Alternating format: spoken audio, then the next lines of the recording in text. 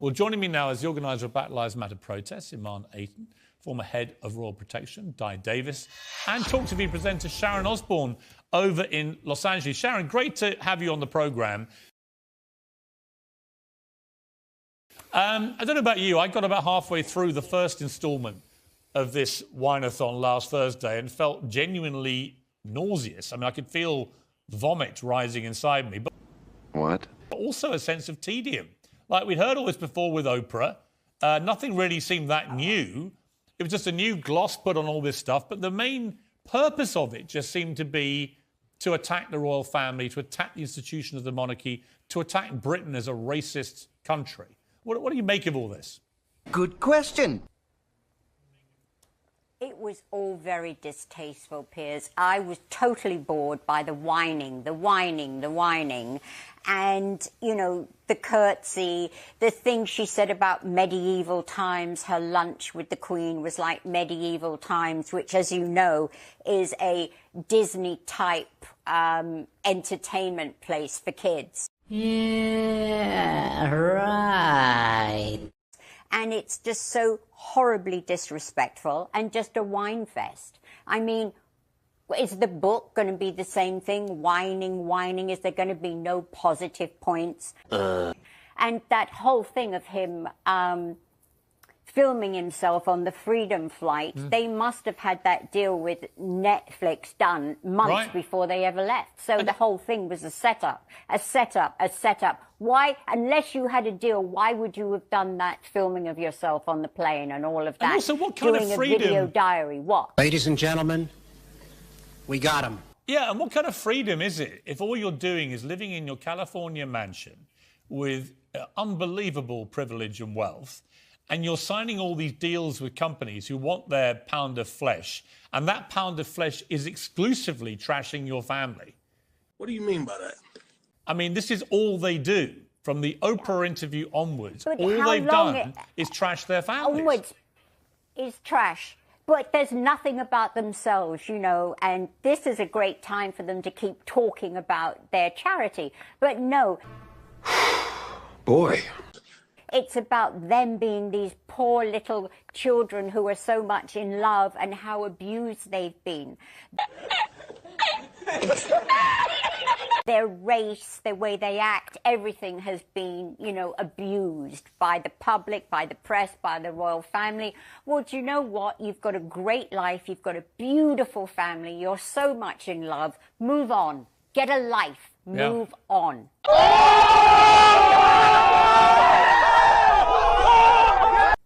And they just can't seem to, because their living is by telling their truth on the royal family. That's how they make their living. Appointment is immeasurable.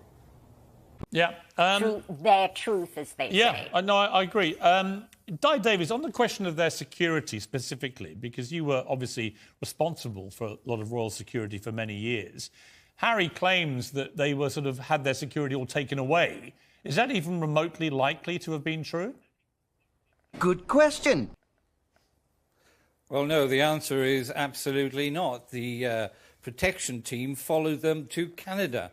It was when they moved from Canada to the United States, somebody far higher than I in my present role or my old role decided, along with a committee that decides this called RABAC, they decided that it was no longer sustainable for British police officers to continue. Okay. And I totally and utterly agreed. And can I say, the last time you and I spoke, we were talking about the lies that his Uncle Andrew put across. And here we are again, as an investigator, as you rightly have said, and many others. There are so much inconsistencies in this. There are so many half-truths. And my concern is, as I said, having had some information from Texas, as to the number of individuals there who have believed this hook, line and sinker. Fact. Yeah. And if you know your history of attacks on the royal family as I do, then you would start to realise this is potentially very serious indeed, not only for the royal family, but for a fixated person on either side to get in touch and cause, as it did with President Reagan, as it did with Her Majesty a Queen last Christmas, a man with a crossbow, etc., etc. What is he doing? Every year, over 1,000 referrals are made to the Fixated Threat Assessment Centre. Most of them are harmless, but amongst them there is a hardcore who could pose serious risk.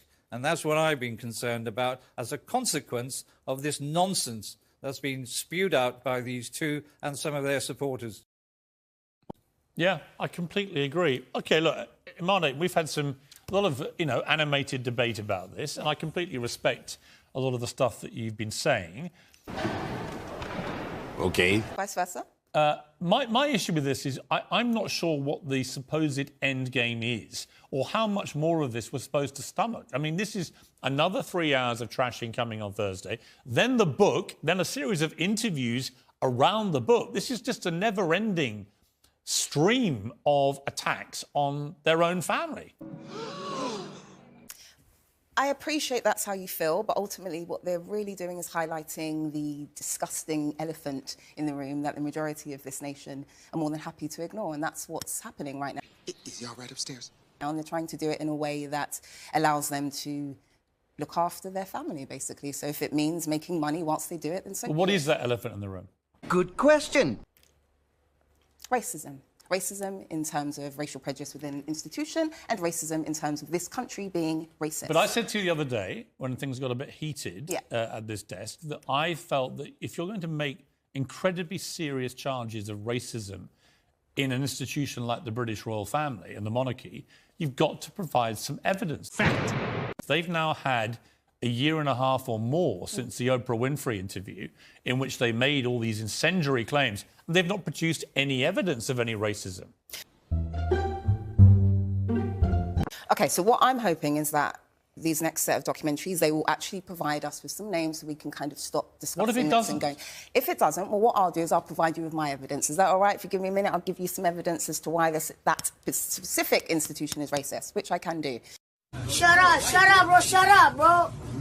So, in terms of the evidence that you are likely to find, it is going to be in the form of covert racism. And I know you don't like that word, but it is a fact. So, examples include, in terms of the institution, the distribution of the Order of St. Michael, which is a badge which ultimately depicts a white man with wings trampling a black man. Here we go again. We can also delve into the fact that that institution... Fact. Lovely to see Meghan Kelly back with us, of course, from the United States. The freedom-loving lady. Well, she spent some time in France, and that was a bit of fun. Our full chat is up at skynews.com.au, but the highlights on the telly right now. How do we not talk about Harry and Meghan? OK, I'm listening. You have my attention. They don't want to work. It's the same reason they left the royal family. They only wanted to wear the crown jewels. They didn't actually want to toil away at the ribbon-cutting ceremonies. And the same problem plagued them and their new employers once they got here stateside. Are you sure about that? The fact that she couldn't even make 12 episodes without complaining is absolutely pathetic, right? 12 episodes, I do that in 2 weeks. And what is she complaining about? And the problem is, once you have an actual job as opposed to a stupid lifestyle website that nobody looks at, or I don't even know what Harry's ever done, it actually requires some effort, some elbow grease. You have to prepare. And the biggest offense I heard about in the revelations about this podcast that failed was the fact that she committed a fraud. What?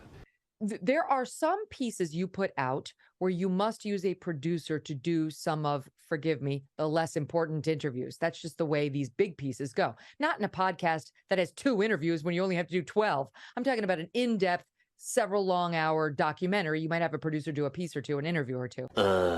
You would never misrepresent that you did it.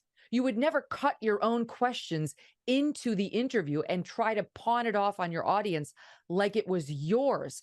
That's grossly unethical. And if she did that with Spotify's help, Spotify has some answering to do, because that's a fraud on your audience. But that's how lazy she is. And the reason she didn't want to do it herself is because A, she's lazy, right? Number one. I said, wait a minute. Wait a minute. Wait, first of all, you're not going to speed past that like you didn't just say what you just said.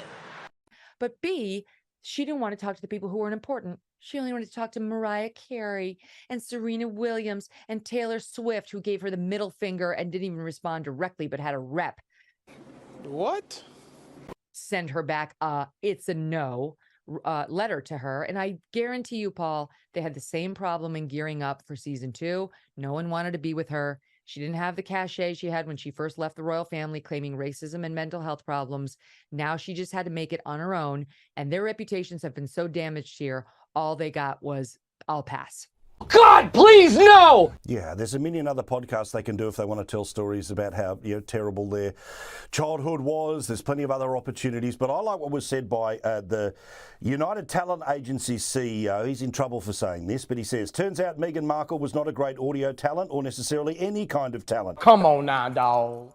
And just because you're famous doesn't make you great at something. Why is he in trouble for saying the truth?